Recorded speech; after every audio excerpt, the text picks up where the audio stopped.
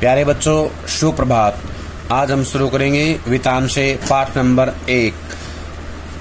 भारतीय गायिकाओं में बेजोड़ लता मंगेशकर। ये पाठ लिखा है कुमार गंधर्व ने। कुमार गंधर्व का लिखा हुआ पाठ है। इस पाठ में लता की जो गायकी की विशेषताएं हैं उनके बारे में बताया गया है।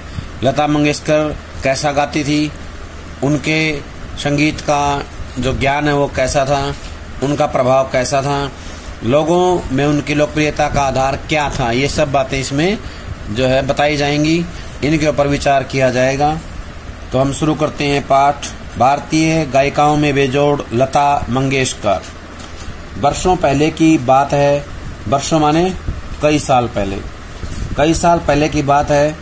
मैं बीमार था, यानी लेखक जो है बीमार थे।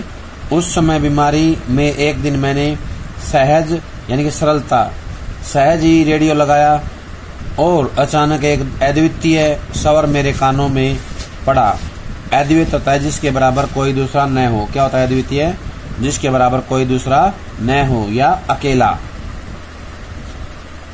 स्वर सुनते ही मैंने अनुभव किया कि यह स्वर कुछ विशेष है, रोज का नहीं। यह स्वर सीधे मेरे कलेजे से जा भिड़ा, यानी कि मेरे हृदय तक पहुंच गया। मैं भी हैरान हो गया। हैरान माने आश्चर्यचकित। मुझे गाना समाप्त होते ही गायिका का नाम घोषित किया गया। मुझे समझ नहीं आ रहा था कि यह स्वर किसका है, यानी कि जो स्वर कलेजे को छू गया था उसके बारे में लेखक को पता नहीं था कि वो स्वर किसका है। मैं तन्मयता से सुनता ही रहा। गाना समाप्त होते ही गायिका का नाम घोषित किया गया, लता मंगेशकर। नाम सुनते ही मैं चकित हो गया। चकित होता हैरान। क्या होता चकित? हैरान। मन ही मन एक संगति पाने का भी अनुभव हुआ। सुप्रसिद्ध गायक दीनानाथ मंगेशकर की अजब गायकी का दूसरा स्वरूप लिए उन्हीं की बेटी की कोमल आवाज में सुनने का अनुभव हुआ। अनुभव होता है महसूस होना, अजब होता है अद्वितीय, एक अलग ही प्रकार का एहसास होना। एक अलग ही प्रकार का एहसास होना होता है अजब। मुझे लगता है बरसात के भी पहले के किसी चित्रपट का वह गाना या वह कोई गाना था। चित्रपट होता सिनेमा। क्या था चित्रपट? सिनेमा। तब से लता निरंतर गाती चली आ रही है और मैं भी उसका गाना सुनता आ रहा हूँ, परंतु उसी क्षेत्र में बाद में आई हुई लता उससे कहीं आगे निकल गई। कला के क्षेत्र में चमत्कार कभी कभी दिख पड़ते हैं। दिख पड़ना माने दिखाई देना। जैसे प्रसिद्ध सितारिये यानी कि सितार वादक सितारिये विलायत खां अपने सितार वादक पिता की तुलना में बहुत ही आगे चले गए। लता के पहले सुप्रसिद्ध गायिका नूरजहां का चित्रपट संगीत में अपना जमाना था, यानी कि लता से पहले जो है नूरजहां एक प्रसिद्ध गायिका थी जो सिनेमा के लिए गाना गाती थी, फिल्मों के लिए गाना गाती थी। परंतु उसी क्षेत्र में बाद में आई हुई लता उससे कहीं आगे निकल गई, यानी कि लता जो है नूरजहां से पहले आई थी और उनसे भी आगे निकल जाती हैं। वो जो हैं इतना आगे निकल जाती हैं कि उनके बराबर कोई दूसरी गायिका नहीं टिक पाती हैं। मेरा स्पष्ट मत है कि भारतीय गायिकाओं में लता के जोड़ की गायिका हुई ही नहीं, यानी लता के बराबर कोई और गायिका नहीं हुई है। लता के कारण चित्रपट संगीत को विलक्षण लोकप्रियता प्राप्त हुई है। चित्रपट होता संगीत। क्या होता है चित्रपट? संगीत। विलक्षण होता है अद्वितीय। क्या होता है विलक्षण? अद्वितीय या अनोखा, अनोखी जो लोकप्रियता प्राप्त हुई है। यही नहीं, लोगों का शास्त्रीय ज्ञान की ओर देखने का दृष्टिकोण भी एकदम बदला है। दृष्टिकोण होता है नजरिया। छोटी बात कहूँगा, पहले भी घर घर छोटे बच्चे गाया करते थे, पर उस गाने में और आजकल घरों में सुनाई देने वाले बच्चों के गाने में बड़ा अंतर हो गया है। यानी कि जो लता के गायन का प्रभाव ये है कि बच्चे भी गाना गाने लगे हैं, लेकिन उनके जो गाने में जो है परिवर्तन आ गया है। आजकल के नन्हे मुन्ने भी स्वर में गुनगुनाते हैं। स्वर माने होता है एक लय में गाते हैं, स्वर का आवाज। क्या लता इस जादू का कारण नहीं है, यानी क्या ये सब लता के कारण नहीं संभव हो पाया है। कोकिला का स्वर निरंतर कानों में पड़ने लगे तो कोई भी सुनने वाला उसका अनुकरण करने का प्रयत्न करता है। अनुकरण होता है नकल करना, ये स्वाभाविक ही है। चित्रपट संगीत के कारण सुंदर स्वर मालिकाएं होता है स्वरों के क्रमबद्ध समूह। क्या होता है? स्वरों के क्रमबद्ध समूह। स्वर मालिका में बोल नहीं होते। क्या नहीं होते? स्वर मालिका में बोल नहीं होते हैं। लोगों के कानों पर पड़ रही हैं। संगीत के विविध होता अनेक विविध प्रकारों से उनका परिचय हो रहा है, उनका स्वर ज्ञान बढ़ रहा है। स्वर ज्ञान होता है स्वरों के बारे में जानकारी। सुरीलापन क्या है? इसकी समझ भी उन्हें होती जा रही है। तरह तरह की लय के भी प्रकार उन्हें सुनाई पड़ने लगे हैं और आकार युक्त लय के साथ उनकी जान पहचान होती जा रही है। साधारण प्रकार के लोगों को भी उसकी सूक्ष्मता समझ में आने लगी है। सूक्ष्मता होता है बारीकियां। इन सब का श्रेय लता को ही है। इस प्रकार उसने नई पीढ़ी के संगीत को संस्कारित किया है, यानी संस्कार दिए हैं, और सामान्य मनुष्य के में संगीत विषय का अभिरुचि पैदा करने में बड़ा हाथ बटाया है। अभिरुचि होता है इंटरेस्ट, उसके अंदर ज्यादा जो है जानकारी लेने के प्रति इच्छा पैदा की है। संगीत की लोकप्रियता, उसका प्रसार और अभिरुचि के विकास का श्रेय लता को ही देना पड़ेगा। यानी कि संगीत में जो बदलाव देखने को मिलते हैं, जो लोगों की रुचियां मिलती हैं, इन सब का कारण क्या है? लता है। श्रोता को अगर आज लता की ध्वनि मुद्रिका और शास्त्रीय गायकी की ध्वनि मुद्रिका सुनाई जाए तो वह लता की ध्वनि मुद्रिका ही पसंद करेगा। ध्वनि मुद्रिका इसका मतलब होता है स्वर लिपि। क्या होता है? स्वर लिपि। शास्त्रीय गायकी होता है जिसमें गायन को कुछ निर्धारित नियमों के अंदर ही गाया बजाया जाता है। शास्त्रीय गायकी होता है नियमों के अंदर बंधी हुई गायकी, यानी कि निर्धारित नियमों के अंदर ही गाया बजाया जाता है। इसमें ख्याल, ध्रुपद, दमार आदि शास्त्रीय गायकी के अंतर्गत आते हैं। शास्त्रीय गायकी में आएंगे ख्याल, ध्रुपद, दमार, ये सब इसमें आते हैं। और भी हैं इसके अलावा। गाना कौन से राग में गाया गया है और ताल कौन सा था, यह शास्त्रीय ब्यौरा इस आदमी को सहसा मालूम नहीं रहता। इसे कोई मतलब नहीं है कि राग मालकोस था और ताल त्रिताल। मालकोस क्या होता है? भैरवी थाट का राग है। क्या है मालकोस? भैरवी थाट का राग है जिसमें रे और पै वर्जित हैं। क्या है? रे और पै वर्जित हैं। इसमें सारे स्वर कोमल लगते हैं। क्या लगते हैं? सारे स्वर कोमल लगते हैं। यह गंभीर प्रकृति का लोकप्रिय राग है। क्या है? गंभीर प्रकृति का लोकप्रिय राग कहलाता है। इसको बोलते हैं मालकोस। क्या बोलते हैं? मालकोस। ये गंभीर प्रकृति का राग है। क्या है? गंभीर प्रकृति का राग है। अगला है त्रिताल। त्रिताल यानी कि तीन ताल। क्या होता है? त्रिताल, तीन ताल। यह 16 मात्राओं का जो है राग होता है। क्या होता है? 16 मात्राओं का होता है। 16 मात्राओं का ताल है। इसमें 4-4 मात्राओं के 4 विभाग होते हैं। 4-4 मात्राओं के 4 विभाग होते हैं। यह 16 मात्राओं का ताल है। इसमें 4-4 मात्राओं के 4 विभाग होते हैं। उसे तो चाहिए वह मिठास जो उसे मस्त कर दे, उसका वह अनुभव कर सके, यानी कि महसूस कर सके, और यह स्वाभाविक ही है। यानी कि जो एक आम आदमी है, आम इंसान है, उसे जो है रागों से, गायकी के नियमों से, ध्वनि मुद्रिकाओं से कोई मतलब नहीं होता है। उसे सिर्फ एक गाना चाहिए जो उसे आनंदित कर दे, उसे मिठास का अनुभव कराए, मस्त बना दे। ऐसा जो है गाना होना चाहिए।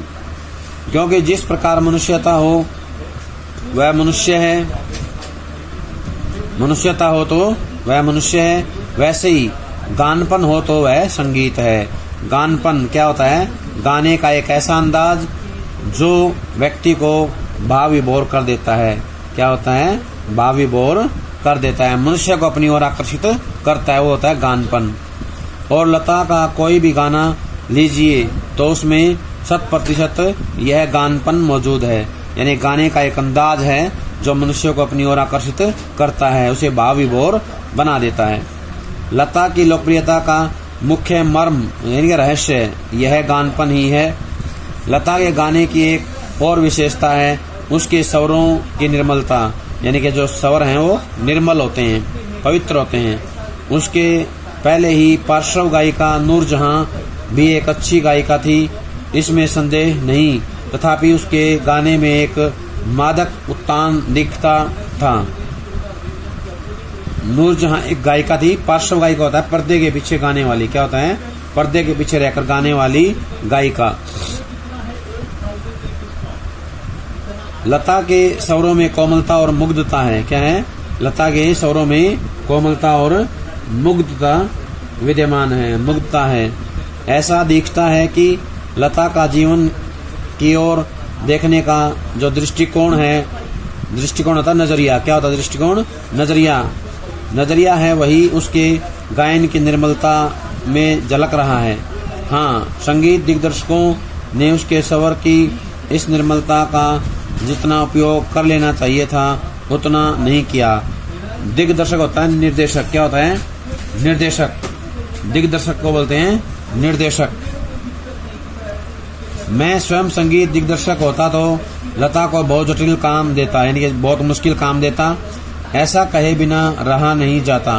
लता के गाने की एक और विशेषता है उसका नादमय उच्चारण। नादमय क्या होता है? ऊंची आवाज में गाना। क्या होता है? ऊंची आवाज में गाना या गूंज भरा उच्चारण। क्या होता है नादमय? गूंज भरा उच्चारण। गूंज भरे उच्चारण को नादमय कहते हैं। क्या कहते हैं? गूंज भरा उच्चारण। उसके संगीत के किन्हीं दो शब्दों का अंतर स्वरों के आलाप द्वारा बड़ी सुंदरता से भरा रहता है, या बड़ी सुंदर रीति से भरा रहता है, और ऐसा प्रतीत होता है कि वे दोनों शब्द विलीन होते होते एक दूसरे में मिल जाते हैं। विलीन का होता है लुप्त हो जाना, अदृश्य हो जाना। क्या हो जाना? अदृश्य हो जाना। मिल जाते हैं। कहने का आशय है कि जो लता है वो इतनी सुंदरता से गाती है कि आलाप के द्वारा एक शब्द से दूसरे के बीच के जो खाली स्थान है या जो जगह होती है उसको भर देती हैं, उसको पूरा बड़ी सुंदरता से कर देती हैं। ये उनकी एक खास विशेषता है। इस पैरे में जो है लता के जो गानपन है या उनकी जो गायकी है उसकी विशेषताओं का वर्णन किया गया है। ये अभ्यास के पहले प्रश्न में आता है, लता की गायकी की विशेषताएं बताइए, तो बताना है। ये सारी बातें इसमें आती हैं। यह बात पैदा करना बड़ा कठिन है, परंतु लता के साथ यह बात अत्यंत सहज और स्वाभाविक ही बैठी है। ऐसा माना जाता है कि लता के गाने में करुण रस विशेष प्रभावशाली रीति से व्यक्त होता है। व्यक्त माने होता है सामने आता है, प्रकाश में आता है। पर मुझे खुद यह बात नहीं पटती, यानी समझ में नहीं आती है। मेरा अपना मत है कि लता ने करुण रस के साथ उतना न्याय नहीं किया है। बजाय इसके मुग्ध श्रृंगार की अभिव्यक्ति करने वाले मध्य या द्रुत लय का मतलब होता है 3 प्रकार की लय बताई गई हैं। क्या बताई गई है?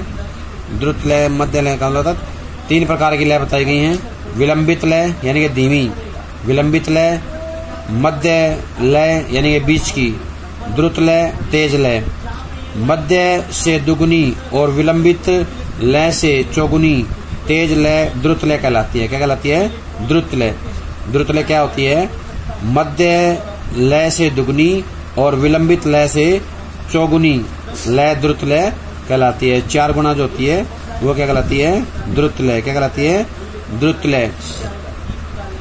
लता ने बड़ी उत्कटता से गाए हैं। मेरी दृष्टि से उनके गायन में एक और कमी है, तथापि यह कहना कठिन होगा कि इसमें लता का दोष कितना है और संगीत दिग्दर्शकों का दोष कितना है। दिग्दर्शक होता है संगीत के जानकार, निर्देशक। लता का गाना सामान्यतः ऊंची पट्टी होता है ऊंची आवाज में गाना। तासप्तक के जो ऊंचे स्वर होते हैं, ऊंचे स्वरों का प्रयोग किया जाना क्या कहलाता है, ऊंची पट्टी। क्या कहलाता है, ऊंची पट्टी। ऊंचे स्वरों का उच्चारण करना या ऊंचे स्वरों के साथ जो है गाना, वो कहलाता है ऊंची पट्टी। ऊंची पट्टी में रहता है गाने में संगीत दिग्दर्शक उसे अधिकाधिक ऊंची पट्टी में गवाते हैं, यानी कि ऊंची आवाज में गवाते हैं और उसे अकारण ही चिल्वाते हैं, यानी कि उससे ज्यादा ऊंची स्वरों का प्रयोग करवाया जाता है। ये गलत है। एक प्रश्न उपस्थित किया जाता है कि शास्त्रीय संगीत में लता का स्थान कौन सा है। मेरे मत से यह प्रश्न खुद ही प्रयोजनहीन है। प्रयोजनहीन होता है उद्देश्यहीन, जिसका कोई मतलब नहीं है। उसका कारण यह है कि शास्त्रीय संगीत और चित्रपट संगीत में तुलना हो ही नहीं सकती, यानी कि दोनों में तुलना नहीं की जा सकती।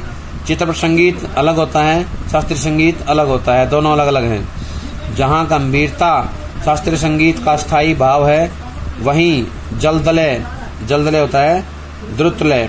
क्या होता है जल्दलय, द्रुतलय। और चपलता चित्रपट संगीत का मुख्य गुणधर्म है। चित्रपट संगीत का ताल प्राथमिक अवस्था का ताल होता है, जबकि शास्त्रीय संगीत में ताल अपने परिष्कृत रूप में पाया जाता है। परिष्कृत होता है शुद्ध रूप में। चित्रपट संगीत में आधे तालों का उपयोग किया जाता है। उसकी लयकारी बिल्कुल अलग होती है, आसान होती है। यहाँ गीत और आघात को ज्यादा महत्व दिया जाता है। सुलभता और लोच को अग्र स्थान दिया जाता है। लोच होता है स्वरों का बारीक मनोरंजक प्रयोग। क्या होता है, स्वरों का बारीक मनोरंजक प्रयोग होता है, लोच कहलाता है। अगर होता है पहले नंबर पर, अगर स्थान दिया जाता है। तथापि चित्रपट संगीत गाने वाले को शास्त्रीय संगीत की उत्तम जानकारी होना आवश्यक है और वह लता के पास निसंशय है। 3-3.5 मिनट में गाए हुए चित्रपट के किसी गाने और एकाध खानदानी शास्त्रीय गायक की 3-3.5 घंटे की महफिल, इन दोनों का कलात्मक और आनंदात्मक मूल्य एक ही है, ऐसा मैं मानता हूँ। कहने का आशय है कि मैं ये मानता हूँ कि जो 3-3.5 मिनट में गाए हुए चित्रपट के किसी गाने में जो आनंद है, जो मनोरंजन होता है, वही जो है खानदानी शास्त्रीय गायक की 3-3.5 घंटे की महफिल में जो आनंद मिलता है, दोनों बराबर होते हैं। इन दोनों का कलात्मक और आनंदात्मक मूल्य एक ही है, ये जो है कहना चाहते हैं, ये बताना चाहते हैं। और ये अभ्यास का एक प्रश्न भी आएगा, चित्रपट संगीत और शास्त्रीय संगीत में क्या अंतर है, तो इसका उत्तर यहीं से पूरा होगा। सभी इसको ध्यान से अच्छे सुनेंगे। प्यारे बच्चों, सभी का बहुत बहुत धन्यवाद। ये था हमारा पहला पाठ, भारतीय गायिकाओं में बेजोड़ लता मंगेशकर का पहला पाठ। सभी इसको अच्छे से सुनेंगे, ध्यान से पढ़ेंगे और इसके अभ्यास वाले प्रश्न उत्तर जो है अपनी कॉपी में लिख लेंगे। जब तक अगली वीडियो नहीं आती है तब तक ये सारा काम कर ले और अच्छे से इसको लिख करके याद कर ले। सभी का बहुत बहुत धन्यवाद।